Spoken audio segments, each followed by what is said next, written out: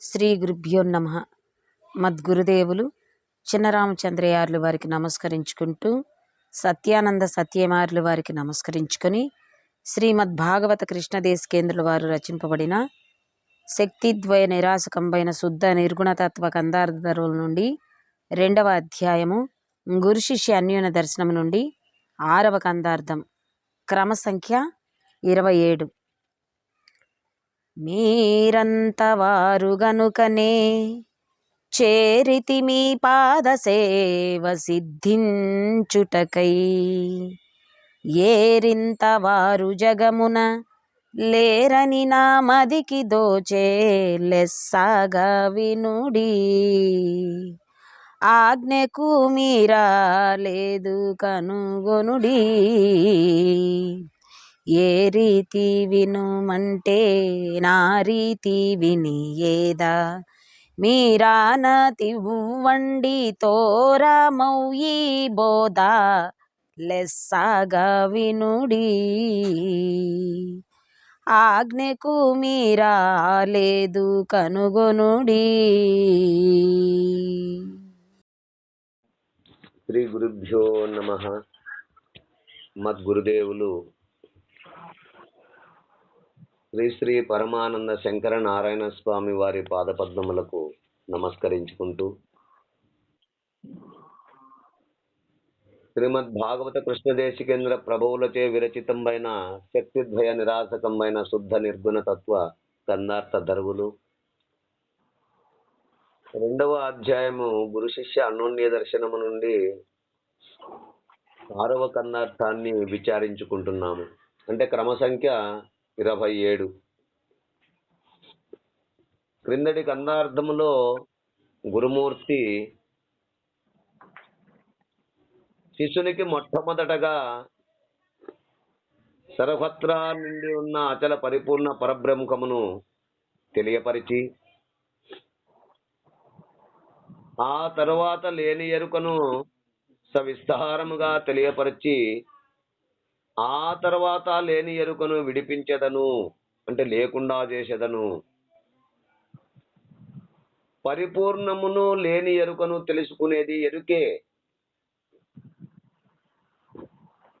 ఎరుక చేతనే సమస్తము ఎరిగి, ఆ ఎరిగే ఎరుకను విడిచుటయే పరిపూర్ణ బోధ పద్ధతి అంటూ మనము క్రిందటి కందార్థములో విచారించుకున్నాము. ఇక తదుపరి కందార్థము క్రమ సంఖ్య 27. ఎప్పుడైతే ఇక్కడ గురుమూర్తి అభయం ఇచ్చారో, శిష్యుని విజ్ఞప్తి, మీరంతవారు గనుకని చేరితి మీ పాద సేవ సిద్ధించుటకై, ఏరింతవారు జగమున లేరని నా మదికి దోచే లెస్సగా వినుడి. ఆజ్ఞకు మీరా లేదు కనుగొనుడి. ఏ రీతి వినుమంటే నా రీతి వినియేదా, మీరానతివ్వండి తోరమౌయి బోధ లెస్సగా వినుడి. ఆజ్ఞకు మీరా లేదు కనుగొనుడి.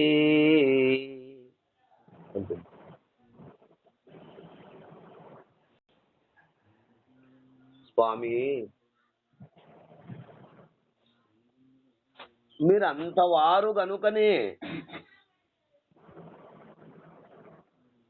అంటే మీరు అంతటి సర్వ సమర్థులు గనుకనే చేరితి మీ పాద సేవ సిద్ధించుటకై, మీ అనుగ్రహం పొందుటకై మీ పాదములు ఆశ్రయించినాను. మీరు నాకు ఏమని ఇచ్చారు? ఆజ్ఞ, అభయం మీకు ఏమిచ్చారు? మీరు క్రిందట లోగడ మీరు నన్ను 10 మంది చూచి మెచ్చుకునేలాగున చేయగలిగినంత వారనియు 10గురు నిన్ను చూచి భలే శభాస్ అనతట్లు చేస్తామని నాకు మాట ఇచ్చారు గురుదేవా. కనుక మీరు నన్ను ఆ విధంగానే 10 మంది చూచి మెచ్చుకునేలాగున చేయగలిగినంత వారని. ఏరింతవారు జగమున లేరని. ఏరింతవారు అనగా అక్కడ అర్థం ఏమొస్తుంది అంటే అప్పటికే అనేక మంది గురువులను పరిశీలించిండాలి.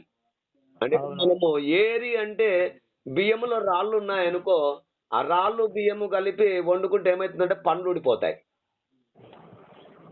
ఆ? అవును. ఆ బియ్యములో రాళ్ళన్నీ ఏరేస్తే శుద్ధంగా ఉంటుంది కదా. స్వచ్ఛంగా ఉంటుంది, హాయిగా తినవచ్చు.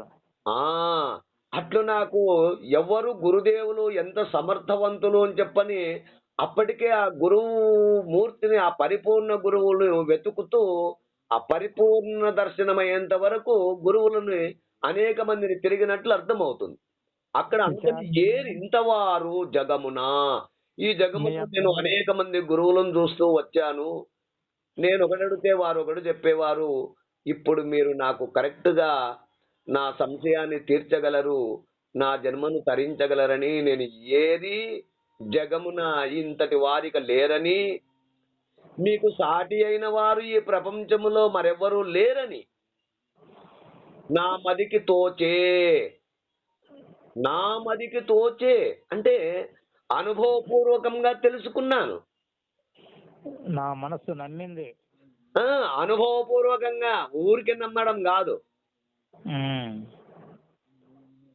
ఈ ప్రపంచంలో ఇక మరెవ్వరూ లేరు అంటూ నా మదికి తోచే అనుభవపూర్వకంగా తెలుసుకున్నాను. అనుభవం అంటే ఏంటి?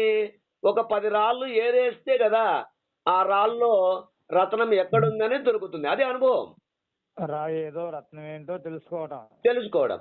అట్లు ఇక్కడ ఆ గురువు అంతటి వాడని, అంత సమర్థవంతుడని, ఇక వీరికి సాటైనటువంటి వారు ఎవ్వరూ లేరని కదా నా మదికి తోచి అనుభవపూర్వకంగా నేను తెలుసుకున్నా. అంటే మీ అందడి వారు ఈ జగత్తులో లేరని నా మనస్సులో గట్టిగా తోచి, ఇక మీ పాద సేవా భాగ్యము సిద్ధించుటకై మీ సాన్నిధ్యమునకు వచ్చాను.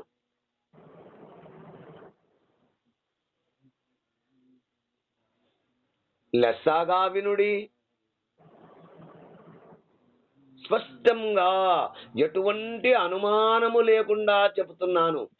ఎందుకంటే ఈ గొప్పదైన పరిపూర్ణ బోధయందు ఆరూఢత పొందగలమని చాలా స్పష్టముగా విచారించి తెలుసుకొని మిమ్మల్ని ఆశ్రయించి ఉన్నాను.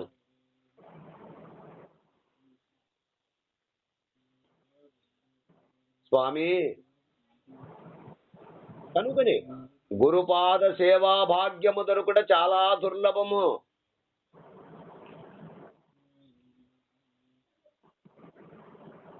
దుర్లభం త్రిలోకేషు దైవానుగ్రహేతుకం. మనుష్యత్వం ముముక్షత్వం మహాపురుష సంశయ అన్నారు. కనుక మహాపురుష సంశ్రయం అనగా సద్గురువు ఆశ్రయము దొరుకుట అన్నిటికన్నా దుర్లభము.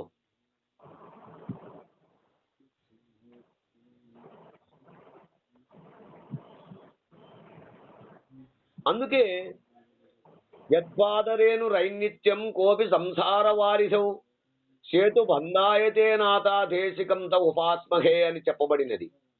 అంటే సంసార జన్మ సముద్రమును దాటుటకు ఏ గురువు యొక్క పాదరేణువే వారధి అగుచున్నదో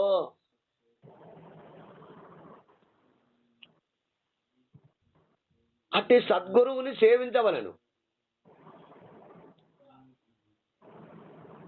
ఇక్కడ సంసారం అంటే ఏంటి అంటే హృదయాంతరాలమున నిత్యమునకు అనిత్యమునకు, మంచికి చెడుకు, సుఖమునకు దుఃఖమునకు, జననమునకు మరణమునకు రాకడ పోకడమునకు అది ఒక గొప్ప సముద్రము లాంటిది. అటువంటి సముద్రము దాటాలంటే కేవలము గురువు పాదము పడితేనే, అది గురువు పాదం అనేటువంటిది వారధి లాంటిది. అటువంటి సద్గురువుని సేవించవలనన్నారు.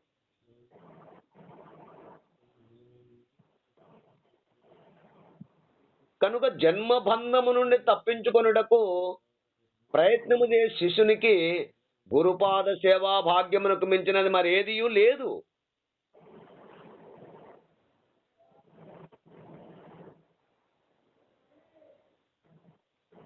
అందుచేతనే మీ పాద సేవ సిద్ధించుటకై అన్నారు.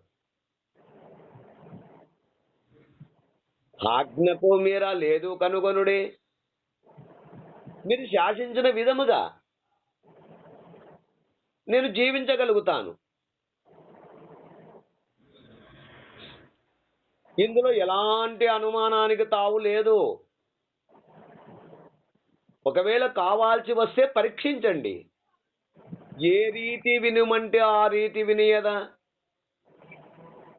మీరు ఎలా కృషి చేయమంటే, మీరు ఎలా జీవించమంటే అలా కృషి చేస్తాను, అలా జీవన విధానములో నడుచుకుంటాను. మీరు ఆనతివ్వండి. అరమర లేకుండా మీరు ప్రబోధించండి. తోరామౌ ఈ బోధ అంటే ఈ శ్రేష్టమైన పరిపూర్ణ బోధను నాకు అనుగ్రహించండి స్వామి అంటూ ఆ శిష్యుడు గురువునకు విజ్ఞప్తి చేసుకుంటున్నాడు. ఈ కందార్థము ద్వారా అంటూ మనకు భావం తెలియజేస్తున్నారు. ఈ కందార్థ భావాన్ని మీరు అందుకుంటారని కోరుకుంటూ జై గురుదేవా. జై గురుదేవ. జై గురుదేవ. జై గురుదేవా. జై గురుదేవా.